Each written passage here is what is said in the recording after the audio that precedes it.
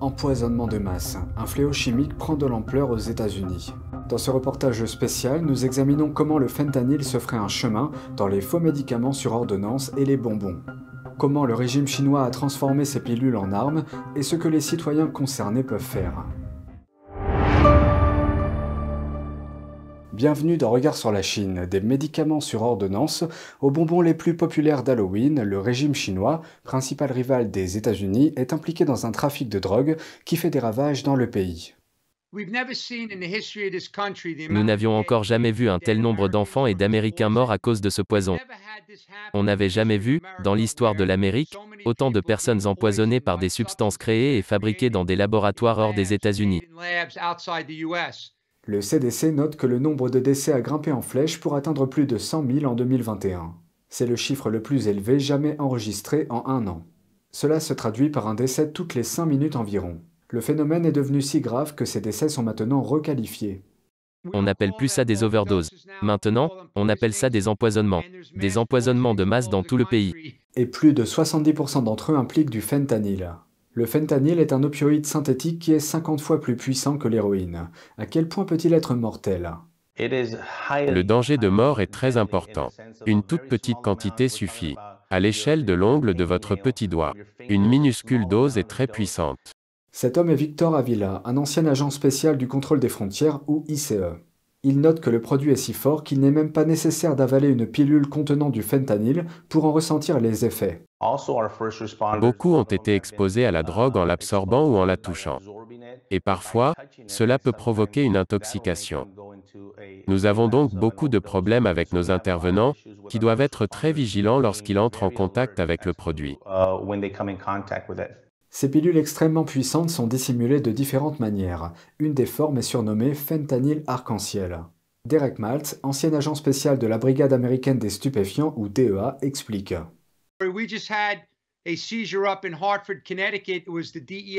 Nous venons d'avoir une saisie à Hartford, dans le Connecticut, une intervention de la DEA.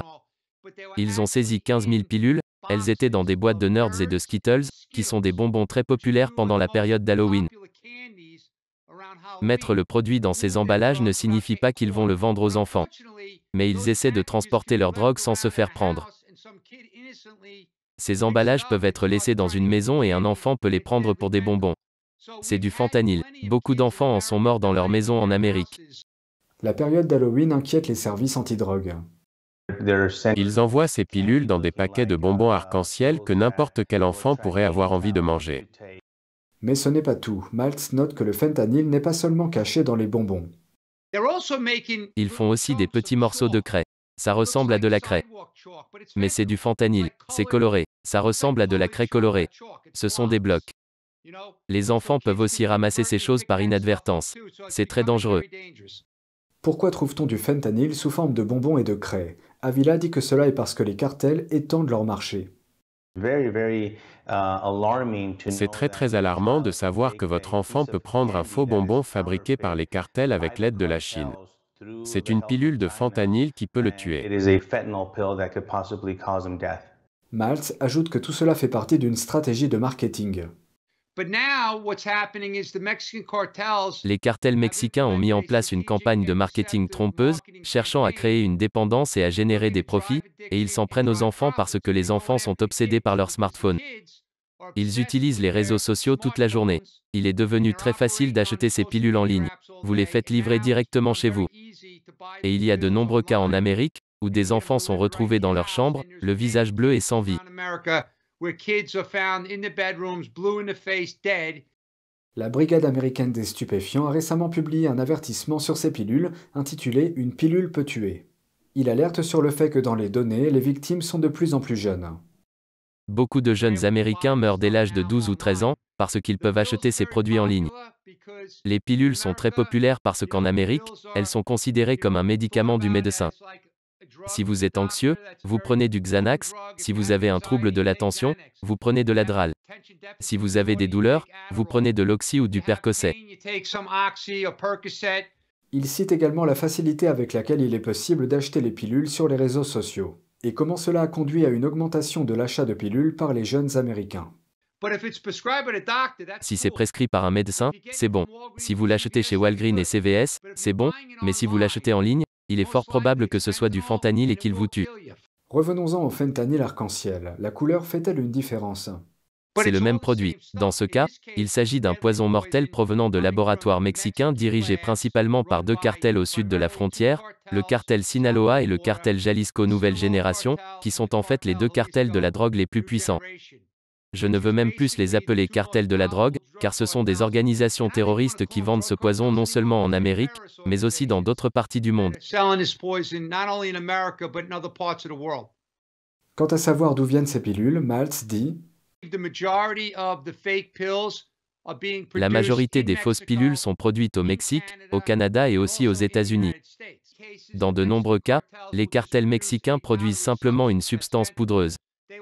C'est du fentanyl. Ils envoient le fentanyl en poudre en Amérique. Et les Américains achètent de quoi faire des pilules en ligne. Ils fabriquent leurs propres fausses pilules dans leurs maisons à travers le pays. Mais le Mexique ne fait pas ça tout seul. Ces cartels reçoivent de l'aide d'un pays situé à des milliers de kilomètres. La Chine, sans aucun doute, les aide avec les précurseurs chimiques. Dernièrement, j'ai entendu dire que la Chine apportait même des pilules contrefaites déjà prêtes à être distribuées, elles proviennent de Chine. La Chine aide même au point où les cartels n'ont pas besoin de les produire au Mexique, ils les amènent prêtes à l'emploi et les donnent aux cartels pour qu'ils les distribuent aux chaînes. Des experts notent qu'il est important de garder un œil sur ce qui se passe dans les pays voisins, car cela a un impact direct sur la vie quotidienne des habitants. C'est la source. 95% du fentanyl arrive par notre frontière sud. Et en raison des conditions liées à la politique de frontières ouvertes sous cette administration, il passe par là, on voit un nombre record de saisies de fentanyl. Mais bien que les saisies soient importantes, ce n'est qu'un indicateur de la quantité qui entre réellement dans le pays. Avila note qu'avec l'ouverture des frontières et l'appât du gain, ils assistent à quelque chose de sans précédent. Les trafiquants d'êtres humains et de drogue travaillent ensemble. Le trafic d'êtres humains et le trafic de drogue ont toujours été très distincts. J'ai travaillé à la frontière pendant 20 ans. Il s'agissait d'entités très distinctes. Les cartels de la drogue s'occupaient de la drogue et les passeurs d'êtres humains utilisaient les êtres humains.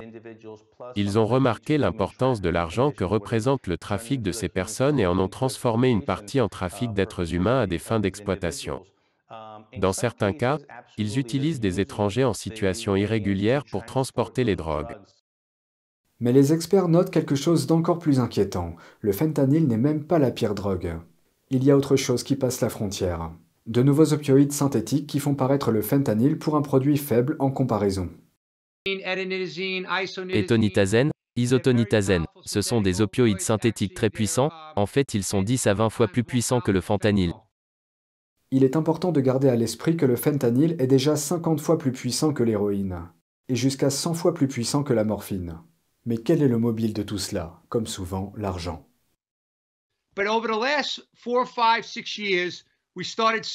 Au cours des 4, 5 ou 6 dernières années, nous avons commencé à voir l'émergence de ressortissants chinois en Amérique, qui ramassent des millions de dollars en espèces et blanchissent l'argent pour les cartels de la drogue. Ils ont créé un système beaucoup plus efficace pour fournir aux cartels ce dont ils ont besoin. Ils ont des systèmes de blanchiment d'argent basés sur le commerce, avec des applications cryptées, WeChat, WeChat Pay. Ils utilisent leur compte bancaire en Chine pour transférer l'argent dans les deux sens après avoir obtenu de l'argent ici en Amérique. Ce qui est triste, c'est que nous avons beaucoup d'étudiants chinois qui viennent en Amérique avec des visas et qui sont en fait utilisés pour récupérer de l'argent et le remettre à des hommes d'affaires chinois. La situation s'aggrave donc vraiment. Il n'y a pas beaucoup de liens, mais il y a eu un rapport le mois dernier sur la façon dont le Parti communiste chinois achète pour des milliards de dollars de terres, de biens immobiliers et de propriétés en Amérique. Et si vous regardez d'autres statistiques, la majorité de ces achats se font en liquide.